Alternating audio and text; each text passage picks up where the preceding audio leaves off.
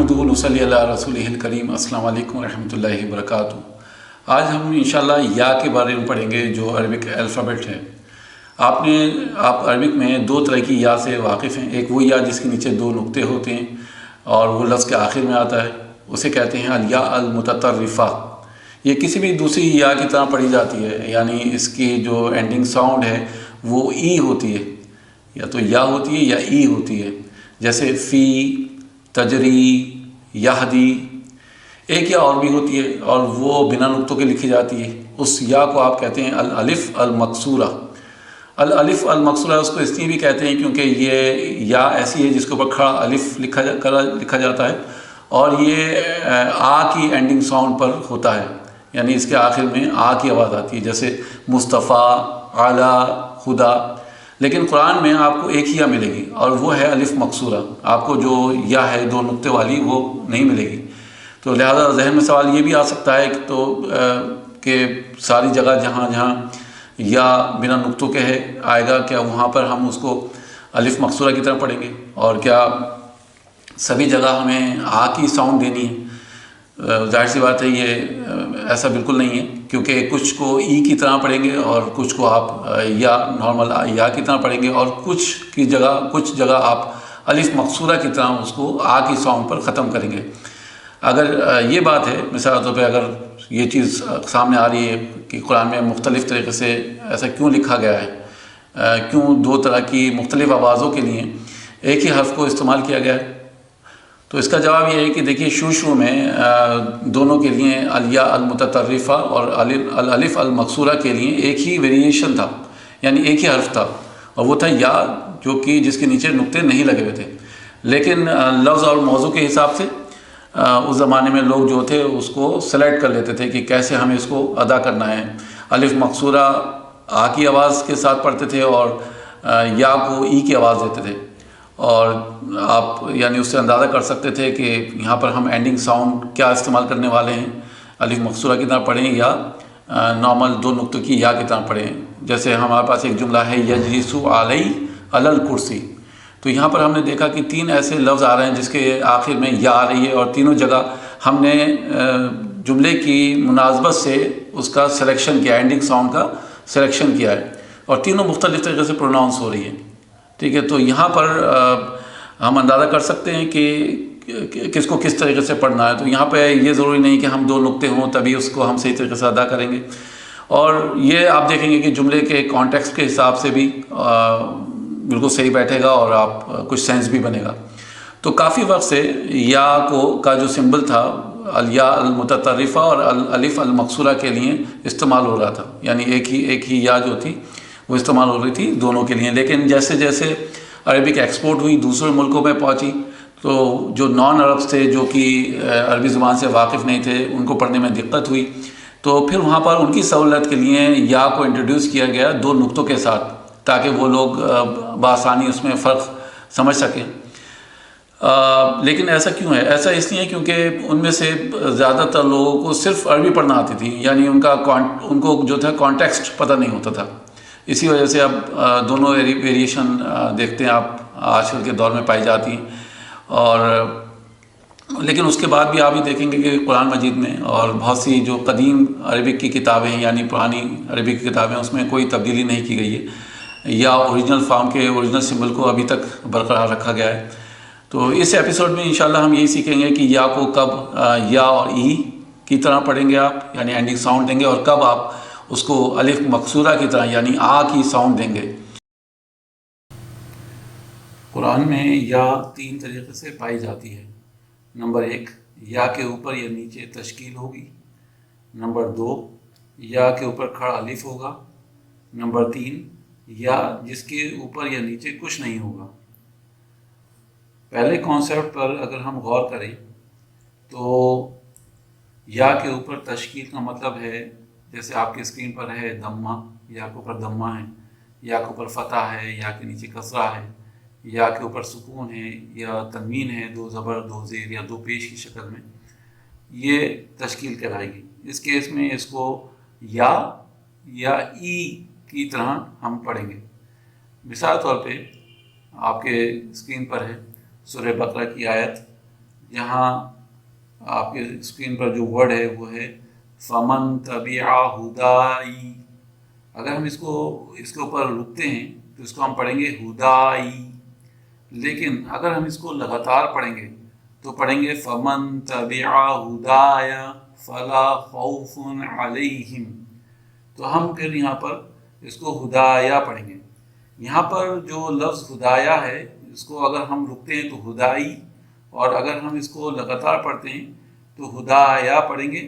کیوں؟ کیونکہ اس کے اوپر فتح ہے اور اسے بنا کسی کنفیوژن کے یا ہی پڑھیں گے. دوسری آیت آپ کے اسکرین پر ہے اور وہ ہے سورہ یونس کی. آپ دیکھ رہے ہیں کہ عذاب الخزی، عذاب الخزی فی الحیات الدنیا. تو یہاں پر یا کے نیچے کسرہ ہے تو اس لیے خزی پڑھا گیا ہے یہاں پر. تیسرے ایگزامپل میں آپ دیکھ رہے ہیں سورہ ہود کی آیت نمبر 66 ہے ان ربک هو القوی العزیز.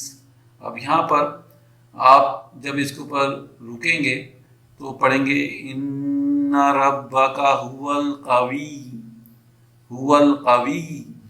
لیکن جب آپ اس کو ملا کر پڑھیں گے تو پڑھیں گے هو القوی العزیز. نیکسٹ ایگزامپل ہے آپ کے سامنے سورہ الطلاق کا وَأَشْهِدُوا ذَوَا. اب یہاں پر آپ دیکھ رہے ہیں کہ یا کے اوپر سکون ہے، تو جب آپ اس کے اوپر رکیں گے تو وَأَشْهِدُوا ذَوَي، رکنے پر زوئی پڑھیں گے. لیکن جب آپ اس کو لگاتار پڑھیں گے وَأَشْهِدُوا ذَوَا عَدْلٍ مِّنْكُمْ، وَأَشْهِدُوا ذَوَا عَدْلٍ مِّنْكُمْ. نیکسٹ ایگزامپل ہے آپ کے سامنے اور سورہ مائدہ کی آیت نمبر 27 ہے وَاتْلُو عَلَيْهِمْ نَبَأَ ابْنَيْ. یہاں پر جب آپ رکیں گے تو نَبَأَ ابْنَيْ پڑھیں گے، نَبَأَ ابْنَيْ. اور اگر آپ لگاتار پڑھتے ہیں تب بھی آپ وَاتْلُو عَلَيْهِمْ نَبَأَ ابْنَيْ آدَمَ بِالْحَقِّ. نیکسٹ ایگزامپل ہے آپ کے سامنے سورہ اعراف کی آیت نمبر 187. یہاں پر بھی آپ پڑھیں گے یسألونک کأنک حفی. جب آپ اس پہ رکیں گے تو حفی پڑھیں گے، لیکن جب آپ اس کو لگاتار پڑھیں گے تو یسألونک کأنک حفی عنہا. تو یہاں پر لگاتار پڑھنے پر حفی پڑھیں گے کیونکہ اس یا کے اوپر تشدید بھی ہے اور تنوین بھی ہے، دونوں چیزیں ہیں. نیکسٹ ایگزامپل ہے آپ کے سامنے اور سورہ آل عمران کی آیت نمبر 41 ہے.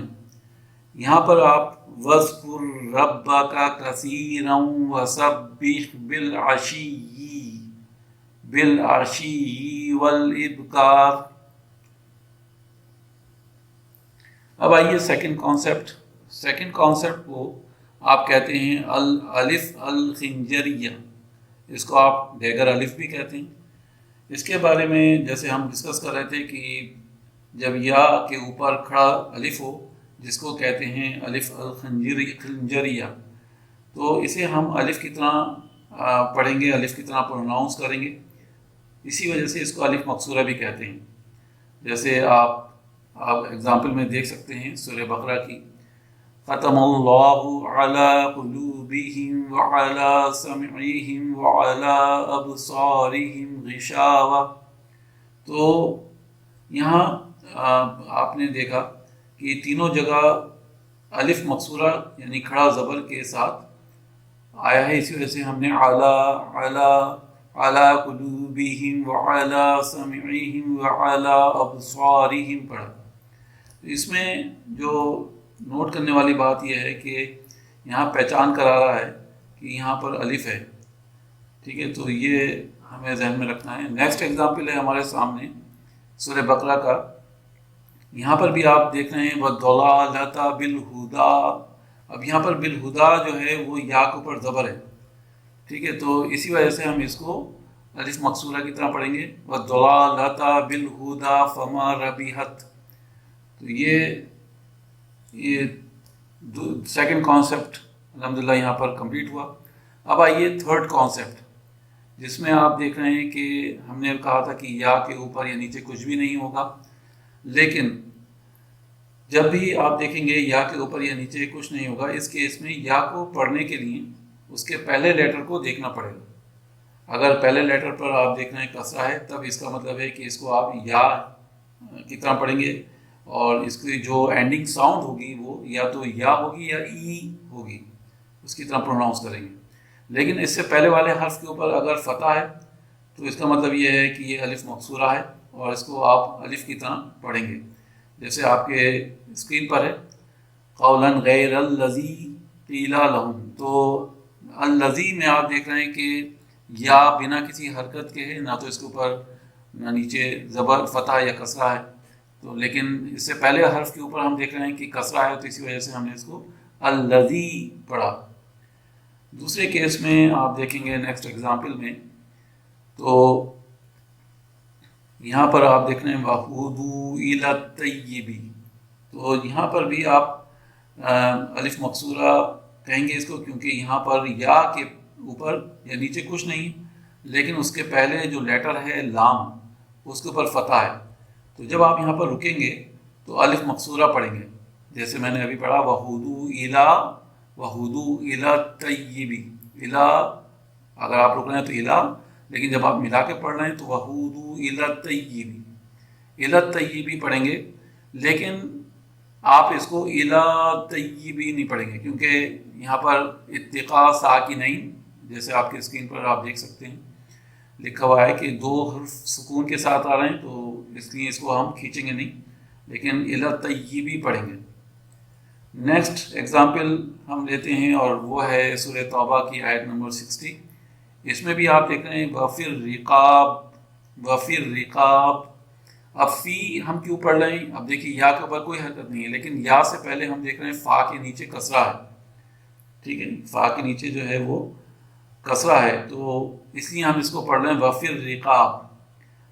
لیکن اگر ہم یہاں پر نہیں رکیں گے، بنا رکے پڑھیں گے تو وَفِي الرِّقَابِ پڑھیں گے، وَفِي الرِّقَابِ نہیں پڑھیں گے، کیونکہ فارمولا جیسے میں نے آپ کو بتایا اتقاء ساکنین، دو حروف آ رہے ہیں اکٹھا اور دونوں کے اوپر سکون ہے، تو اس لیے یہاں پر اس کو کھینچیں گے نہیں، وَفِي الرِّقَابِ پڑھیں گے۔ تو یہ بیسیکلی کچھ ایگزامپلس تھے آپ کے سامنے، جس سے جو ہمیں انڈیکیشن دیتے تھے یا جو ہمیں گائیڈ کرتے تھے کہ کیسے ہمیں یا کو پروناؤنس کرنا ہے۔ ان 3 ڈفرینٹ کنڈیشنز میں، 3 مختلف جو کنڈیشنز ہیں یا کی، جب یہ قرآن ہمارے سامنے آئے گا، قرآن مجید میں یہ کنڈیشن آئے گی تو ہمیں کب یا کو کیسے پڑھنا ہے الحمدللہ، تو ان ایگزامپل سے ہمیں بات کلیئر ہو جائے گی۔ چلیے انشاءاللہ لاسٹ میں ایک بار پھر سے ہم ریویژن کر لیتے ہیں، دیکھتے ہیں کہ ہم نے ابھی تک جو پڑھا اس کو ہم سمرائز کر لیتے ہیں۔ تو ہم نے یہ پڑھا کہ قرآن میں جب بھی آپ دیکھیں گے کہ یا آ رہا ہے تو اس کو آپ کس طریقے کی اینڈنگ ساؤنڈ دیں گے، یعنی کس آواز پر آپ اس کو ختم کریں گے۔ تو 2 طریقے کی آواز کا آپ کو خیال رکھنا ہے، آپ کو یا تو یا پڑھنا ہے یا پھر الف کی طرح اس کو پڑھنا ہے۔ جب آپ دیکھیں گے کہ یا کے اوپر کسی بھی طریقے کی کوئی تشکیل موجود ہے، یعنی تشکیل سے مراد یہ ہے کہ دمہ ہے، کسرہ ہے یا فتح ہے یا سکون ہے یا تنوین ہے، تو اس کنڈیشن میں آپ اس کو یا پڑھیں گے۔ لیکن الف کب پڑھیں گے؟ الف جب پڑھیں گے جب آپ دیکھیں گے کہ یا کے اوپر ایک چھوٹا سا الف موجود ہے، تو اس کو پھر آپ اس کی جو اینڈنگ ساؤنڈ ہے وہ آ کی دیں گے، ٹھیک ہے، تو وہ آ پہ اس کو پڑھا جائے گا۔ لیکن جب ہم دیکھیں گے کہ یا کے اوپر کسی بھی طرح کی کوئی حرکت موجود نہیں ہے، تو اس کنڈیشن میں ہمیں کیا کرنا ہے کہ یا سے پہلے والے حرف کے اوپر آپ حرکت دیکھیں گے۔ اگر پہلے والے حرف پر کسرہ ہے تو آپ اس کو ای کی ساؤنڈ دیں گے، اور اگر پہلے والے حرف کے اوپر فتح ہے تو آپ اس کو الف کی ساؤنڈ دیں گے، یعنی الف پر پڑھیں گے۔ لیکن آپ کو اس بات کا بھی خیال رکھنا ہوگا کہ اتقاء ساکنین نہ ہو رہا ہو، یعنی 2 حروف آ رہے ہوں لگاتار اور دونوں کے اوپر سکون موجود ہو، تو وہاں پہ آپ کو کھینچنا نہیں ہوگا اس کو۔ اگر آپ کھینچ کے پڑھیں گے تو وہ غلط ہو جائے گا پڑھنا، ٹھیک ہے، تو اس کو آپ فوراً اگلے حرف سے ڈائریکٹ ملا دیں گے۔ وآخر دعوانا ان الحمد للہ رب العالمین۔